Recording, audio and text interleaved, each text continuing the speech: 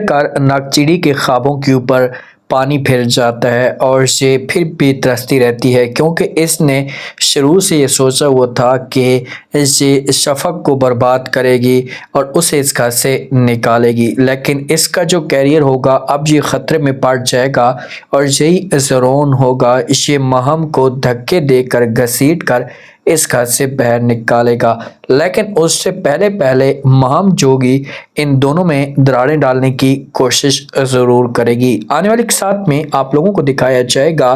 کہ جو زرون کی ماں ہوتی ہے یہ زرون کے پاس آتی ہے، زرون کے سامنے ایک ہی ڈیمانڈ کرتی ہے، زرون کو کہتی ہے کہ زرون میری بات کان کر سن لو، اگر تم چاہتے ہو کہ اس گھر کے اندر خوشیاں ہیں تو آپ کو ہر صورت میں میری بات ماننی ہوگی اور آپ کو شادی کرنی ہوگی۔ تو آگے سے جب یہ بات زرون سنتا ہے تو اپنی ماں کو کہتا ہے کہ ماں جی اچھا ٹھیک ہے میں کچھ کرتا ہوں۔ تو تھوڑا سا زرون بیچ میں ٹائم مانگتا ہے تو ماں پریشان سی ہو جاتی ہے، ناراض سی ہو جاتی ہے، اپنے آپ کو روم کے اندر بند کر لیتی ہے۔ تو زرون اپنی ماں کے پاس آتا ہے، اپنی ماں کا ہاتھ پکڑ لیتا ہے، جب ماں کا ہاتھ پکڑتا ہے اس کے بعد ماں کے ساتھ بات کرتا ہے، ماں کو کہتا ہے کہ ماں جی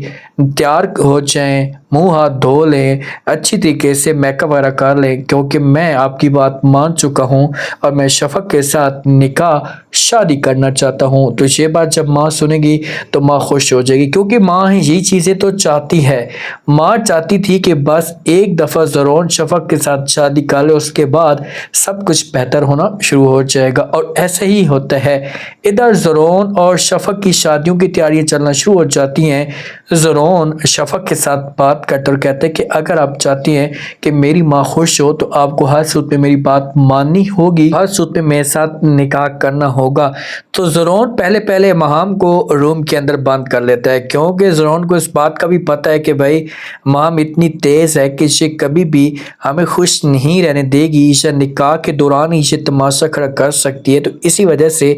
یہ مہم کو روم کے اندر بند کر کے چلا جاتا ہے۔ جب روم کے اندر بند کر کے جاتا ہے تو اس کے بعد یہ